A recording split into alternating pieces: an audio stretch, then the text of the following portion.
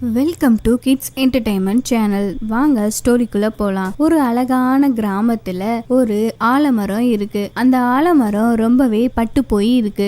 யாருமே பராமரிக்காம தண்ணி கூட ஊத்தாதனாலதான் அந்த மரம் அந்த மாதிரி காஞ்சு போய் பட்டு போய் இருக்கு.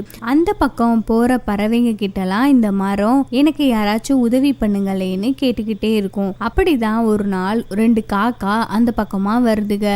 ராமு சோமுன்னு 2 காக்கா அந்த பக்கம் அதுகளுக்கு தேவையான உணவை எடுத்துக்கிட்டு வருதுங்க. அதுல அந்த ராமு காக்கா, சோமு ரொம்ப களைப்பா இருக்கு, அதனால நம்ம இந்த மரத்து கீழே இருந்து கொஞ்ச நேரம் ஓய்வு எடுத்துட்டு போகலாம் அப்படின்னு அந்த ராமு காகம் சோமு காகத்துக்கிட்ட சொல்லுது. அதுக்கு அந்த சோமு, ஆமா ராமு, எனக்கும் ரொம்ப களைப்பா இருக்கு, நம்ம இங்கேயே கொஞ்ச நேரம் ஓய்வு எடுக்கலாம் அப்படின்னு சொல்லிட்டு அந்த 2 காக்காவும் ஓய்வு எடுத்துக்கிட்டு இருக்குங்க. அப்போ அந்த ஆலமரம் திடீர்னு பேச ஆரம்பிக்குது. பறவைகளே, எனக்கு ஒரு உதவி பண்றீங்களா? நான் ரொம்ப நாளா தண்ணியே இல்லாம ரொம்ப கஷ்டப்பட்டுக்கிட்டு இருக்கேன். இதனால என்னோட மரத்துல கொஞ்சம் கூட இலையே இல்லாம போயிருச்சு. நீங்க 2 பேரும் எனக்கு ஒரு உதவி பண்றீங்களா? பக்கத்துல இருக்க குளத்துக்கு போய் கொஞ்சம் தண்ணி எடுத்துட்டு வந்து என் மரத்துல ஊத்துறீங்களா அப்படின்னு அந்த மரம் கேக்குது. அப்போ அந்த ராமுக்காகும், ஏய் மரமே, எங்களுக்கு என்ன வேற வேலையே இல்லையா? உனக்கு தண்ணி ஊத்துறதா எங்களுக்கு வேலையா?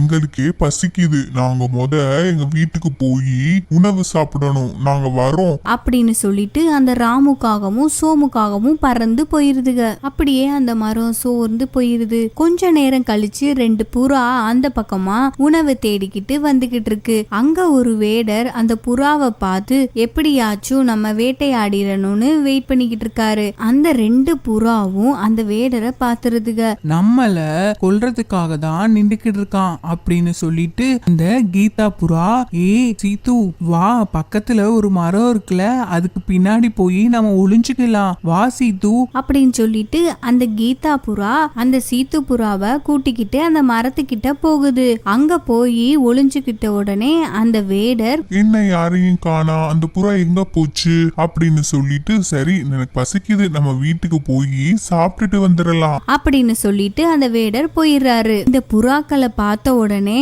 அந்த மரம், புறாக்களே, எனக்கு ஒரு உதவி பண்றீங்களா அப்படின்னு அந்த மரம் பேசுது. உடனே இந்த சீத்துவும் கீத்துவும் பாக்குதுங்க. என்ன சத்தம் இது? அதான் அந்த மரம் பேசுது. புறாக்களே, எனக்கு ஒரு உதவி பண்ணுங்க, நான் ரொம்ப நாளா தண்ணியே இல்லாம வாடி போயிருக்கேன். அதனால என்னோட மரத்துல இலைகள் எதுவுமே தலையல.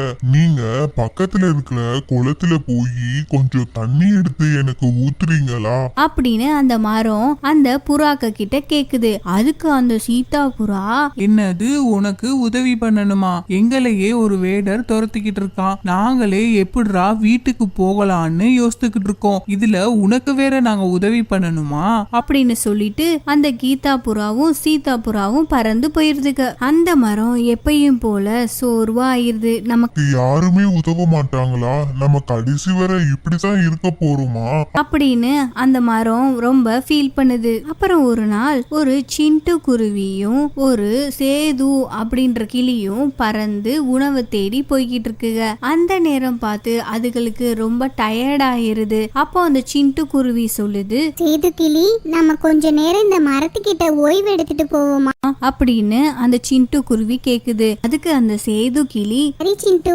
நம்ம ஓய்வு எடுத்துட்டே போகலாம் அப்படின்னு சொல்லிட்டு அதுக்கு 2ம் அந்த மரத்துக்கிட்ட போகுதுங்க. அப்ப பார்த்து அந்த மரம் எப்பயும் போல, கிளி குருவி 2 பேரும் எனக்கு ஒரு உதவி பண்றீங்களா அப்படின்னு கேக்குது. 2 பேரும் யாரு பேசுறது அப்படின்னு பார்த்துட்டு, இந்த மரம் தான் பேசுது சிண்டு அப்படின்னு அந்த சேது கிளி சொல்லுது. உடனே அந்த மரம், 2 பேரும் எனக்கு ஒரு உதவி பண்றீங்களா? நான் ரொம்ப நாளா தண்ணியே இல்லாம காஞ்சு போய் இருக்கேன், யாருமே எனக்கு தண்ணி ஊத்த உதவவே மாட்றாங்க. நீங்க 2 பேராச்சும் கொஞ்சம் தண்ணி எடுத்துட்டு வந்து எனக்கு ஊத்துனீங்கன்னா நான் ரொம்ப சந்தோஷப்படுவேன் அப்படின்னு அந்த மரம் சொல்லுது. உடனே சேது கிளி, என்னது, பக்கத்துல இருக்க குளத்துக்கு போய் தண்ணி எடுத்துட்டு வந்து உனக்கு ஊத்தணுமா? அதுக்கெல்லாம் எங்களுக்கு நேரம் நேரமே இல்ல, எங்களுக்கே ரொம்ப பசிக்குது. நாங்களே எங்கடா உணவு கிடைக்கும்னு அலைஞ்சுக்கிட்டு இருக்கோம். இதுல உனக்கு வேற நாங்க தண்ணி எடுத்துட்டு வந்து ஊத்தணுமா அப்படின்னு சொல்லிட்டு அந்த சேது கிளி சிண்டு குருவி கிட்ட, சிண்டு வா நம்ம போய் உணவு தேடணும்ல, இந்த மரத்துக்கு போய் நம்ம தண்ணி ஊத்தணுமாம்ல, வா நம்ம போலாம் அப்படின்னு அந்த சேது கிளி சொல்லுது. அதுக்கு அந்த சிண்டு குருவி, பாவம் சேது கிளி, இந்த மரத்துக்கு யாரு உதவுவா, நம்மனால முடிஞ்ச உதவியா அதுக்கு பண்ணுவோம் அப்படின்னு சிண்டு குருவி சொல்லுது. அதுக்கு அந்த சேது கிளி, எனக்கெல்லாம் நேரம் இல்ல, எனக்கு ரொம்ப பசிக்குது, நான் உணவு தேடி போக போறேன் அப்படின்னு சொல்லிட்டு அந்த சேது கிளி பறந்து போயிருது. ஆனா அந்த சிண்டு குருவி பக்கத்துல இருக்கிற குளத்துக்கு போய் தண்ணி எடுத்துட்டு வந்து